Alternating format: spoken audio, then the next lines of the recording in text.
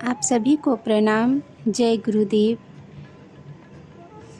गायत्री मंत्र के परम सामर्थ्यवान 24 अक्षर में कल हम सभी ने सुना शारीरिक, बौद्धिक, भावनात्मक एवं आत्मिक विशेषताओं का उत्तरदायित्व हार्मोन ग्रंथियों पर आरोपित करते हैं।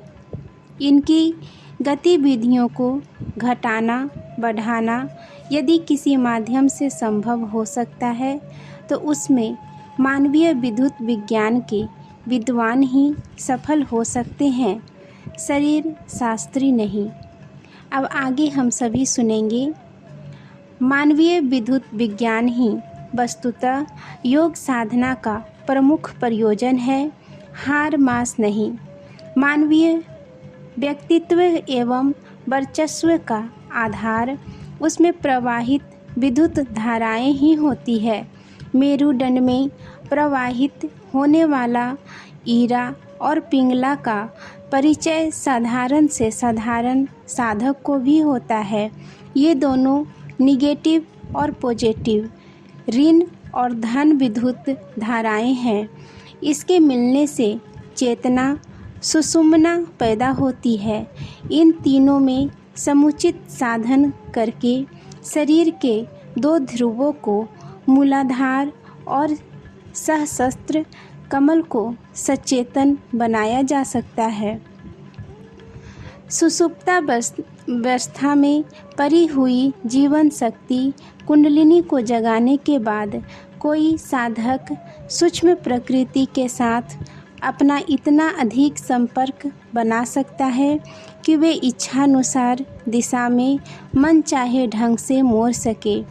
जिस प्रकार चेतना परमात्मा की इच्छा से प्रभावित होकर विश्व की विधि व्यवस्था सूक्ष्म प्रकृति मोड़ तोड़ लेती रहती है, उसी प्रकार आत्मबल से सुसंपन्न आत्मा भी अपनी चेतना सत्ता का प्रभाव प्रकृति के अंतराल में फैला सकती है और सूक्ष्म वातावरण को मनमानी दिशा में मोड़ सकती है।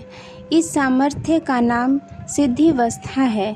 सिद्ध पुरुषों में जो अगणित अलौकिकताएं पाई जाती है और उनके द्वारा असंभव कार्य करके दिखाए जाते हैं, इसका कारण यही है कि उनमें अपनी अंतस चेतना को इतना बलवान बना लिया होता है कि वे प्रकृति की धाराओं को वे मनचाही दिशा में मोड़ सके।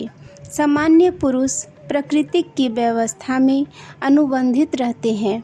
उन्हें उधर ही चलना पड़ता है जिधर प्रकृति की विधि व्यवस्था चलाती है, किंतु सिद्ध पुरुष प्रकृति की धारा को अपनी भावना के अनुरूप मुड़ने को विवश कर सकते हैं। वे समय, युग, परिस्थिति, विधान और व्यवस्था को बदल सकते हैं।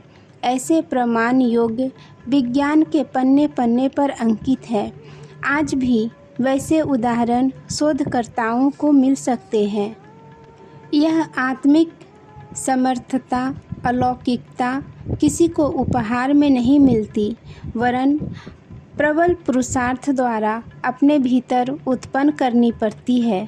इसी उपार्जन उत्पादन का नाम साधना एवं तपश्चर्या है। यह अंधविश्वास नहीं, वरन एक विशुद्ध विज्ञान है जिसकी सत्यता प्रयोग परीक्षण की कसौटी पर कसी जा सकती है। गायत्री उपासना इस मार्ग पर चलने की ही एक पूर्ण सुव्यवस्थित एवं पग पग पर परीक्षित क्रिया पद्धति है। उसका वास्तविक शुभारंभ 24 अक्षरों को बार बार दोहराने से, जप करने से ही होता है। क्रमबद्ध रूप से बार बार किसी शब्द गुच्छक मंत्र का उच्चारण पुनरावृत्ति करते रहने से एक विशिष्ट प्रकार का वर्तुल्य बन जाता है और उस आधार पर एक स्वसंचालित शक्ति प्रवाह प्रादुर्भूत होने लगता है।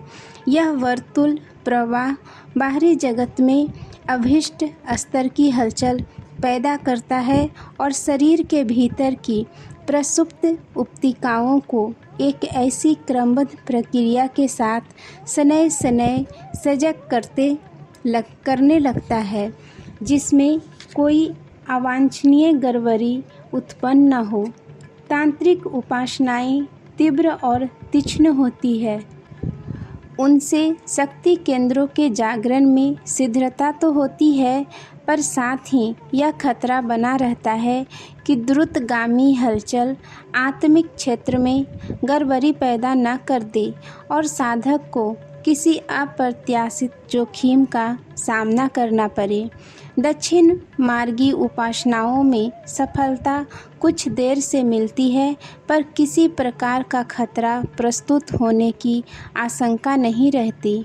जब ऐसा ही प्रारंभिक प्रयोग है, उसका सहारा लेकर आत्मशक्ति के अक्षय भंडार से पूर्ण उपतिकाओं को शांति एवं सुव्यवस्था के साथ जगाया जा सकता है।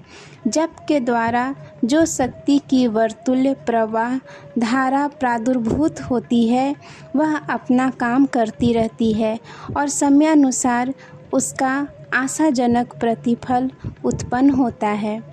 आज के लिए यहीं तक। आप सभी को धन्यवाद। जय माँ गायत्री।